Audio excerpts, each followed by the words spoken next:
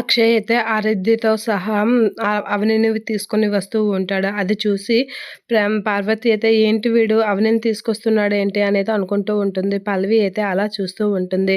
ఇక వాళ్ళు లోపలికి వస్తూ ఉంటే ఆగండి అని చెప్పేసి అయితే అంటూ ఉంటుంది పార్వతి. ఆ మాటలకి ఆరాధ్య అయితే నాన్నే స్వయంగా వెళ్ళి అమ్మని తీసుకొస్తున్నాడు. అమ్మ ఏం వస్తానని చెప్పలేదు అని చెప్పేసి అయితే ఆరాధ్య అంటూ ఉంటుంది. ఆ మాటలకి పార్వతి షాక్ అయ్యి అలా చూస్తూ ఉంటుంది. ఇక రాజేంద్ర ప్రసాద్ కూడా అక్షయ్ చేసిన పనికి షాక్ అయ్యి అలా చూస్తూ ఉంటాడు. ఏంటి అక్షయ్ అనేది అనుకుంటూ ఉంటాడు. బావగారు ఏంటి పార్టీలకని అవని ఇవని అక్కని ఇంటికి తీసుకొస్తున్నారు. దగ్గరగా ఇలా తీసుకొస్తే అని చెప్పేసి అయితే అనుకుంటూ ఉంటుంది. అయినా దాన్ని ఎందుకు తీసుకొచ్చావు అక్షయ్? ప్రణతి విషయంలో అవని చేసిన విషయాలన్నీ మర్చిపోయావా?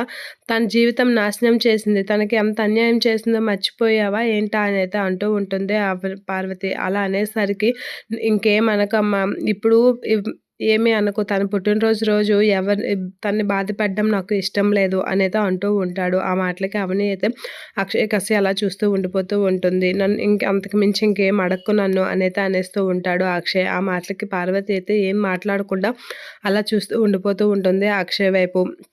ఇక పల్లవి అయితే ఏంటి బావగారు దగ్గరగా పుట్టినరోజుని, పెళ్లి రోజుని గాని తీసుకొస్తే అవని అక్క అలా ఇంట్లో వాళ్ళందరికీ దగ్గరైపోతుంది. దీన్ని ఎలాగైనా దూరం పెట్టాలి అనేది అనుకుంటూ ఉంటుంది పల్లవి. అందరికీ దగ్గరైపోతుంది అవని అనేది అనుకుంటుంది పల్లవి. ఇక అక్షయ్ అయితే కేక్ కట్ చేస్తూ ఉంటారు. ఆరాధ్యకైతే తినిపిస్తూ ఉంటాడు కేక్ కటింగ్ చేశాక. అదంతా కమల్ అయితే వీడియో తీస్తూ హ్యాపీగా ఫీల్ అవుతూ ఉంటాడు కమల్. అదంతా చూసి పార్వతి అయితే అలా చూస్తూ ఉండిపోతూ ఉంటుంది. అలా తినిపిస్తూ అవని అయితే అక్షయ్ వైపు అలా చూస్తూ ఉంటుంది. ఇక అక్షయ్ అయితే అవనిని పట్టించుకోకుండా ఆరాధ్య వైపు చూస్తూ ఉంటాడు. అది చూసి నా మీద కోపం ఎప్పుడు తగ్గుతుందో ఈయనకి అని చెప్పేసి అయితే అవని మనసులో అనుకుంటూ ఉంటుంది. ఇక అక్షయ్ అయితే తన్ని పట్టించుకోకుండా ఆరాధ్య వైపే చూస్తూ ఉంటాడు.